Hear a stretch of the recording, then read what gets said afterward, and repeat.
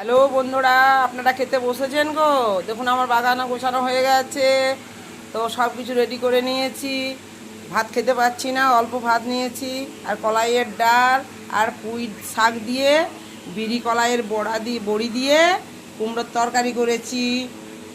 এই দেখো কাগজি, একটু ঘি আছে, একটু আমের চাটনি আছে, পাকা আম আছে, এই দিয়ে ভাত খাবো। আজ কিন্তু আমার একেবারে মেনু নেই। আর এখন আমার মেনুগুলো দেখতে পাবেন না।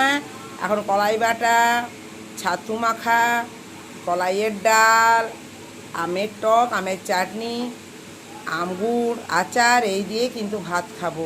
যতক্ষণ না এই গরমটা কাটবে ততক্ষণ ভাত খেতে পাচ্ছি না, বা কোনো সবজি খেতেও পাচ্ছি না, ভালো লাগছে না। তো দেখো কত অল্প অল্প করে ভাত দিয়েছি, সবাই বলেছে অল্প অল্প করে ভাত দিও।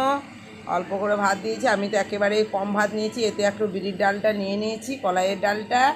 আর এই কুমড়োর তরকারি হিং দিয়ে করেছি, একটু খেতে ভালো লাগে, মিষ্টি মিষ্টি ঝাল ঝাল, সেই জন্যে কুমড়ো তরকারিটা করলাম। এটা মিষ্টি কুমড়ো ছিল, সেই জন্যে কুমড়োর তরকারিটা করলাম। কুমড়োর তরকারি কিন্তু কলাইয়ের ডাল দিয়ে কিন্তু খেতে ভালো লাগে।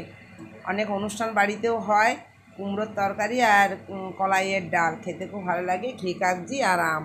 আজকে আর আমার আর দই আনা হয়নি, গরমে কি করব, নিজে ডিউটি করে আস্তে আস্তে আমার দম ফেটে গেল। তারপর ঘরে রান্না করা, চান করা, এই নানা কাজে দিন চলে যাচ্ছে। খুব কষ্ট হচ্ছে গরমটাতে। সকাল থেকে বিকেল 5টা অবধি গরম, তারপর আবার একটু যা হোক মেঘ মেঘ করছে।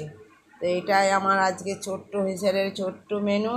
আমার মেনুগুলো এখন ভালো করে হচ্ছে না, তবে একটাই মেনু করেছি, কুমড়োর তরকারি। বেশ ভালো করেই করেছি, খেতে খুব ভালো হয়েছে, আমি একটু খেয়ে দেখেছি। ঠিক আছে বন্ধুরা, যদি আমার এই ছোট্ট হিসেবের ছোট্ট মেনু ভালো লাগে অবশ্যই লাইক কমেন্ট করবেন আর দেখবেন।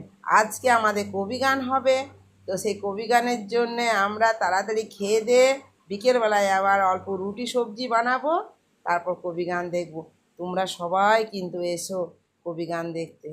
ঠিক আছে, কবি গান কিন্তু দেখতে খুব ভালো লাগে, অনেক বুঝার আছে, অনেক শুনবার আছে, অনেক বুঝবার আছে কবি গানের মধ্যে। ঠিক আছে, তাহলে এখানেই রাখি আমার ছোট্ট হিসেবের ছোট্ট মেনু।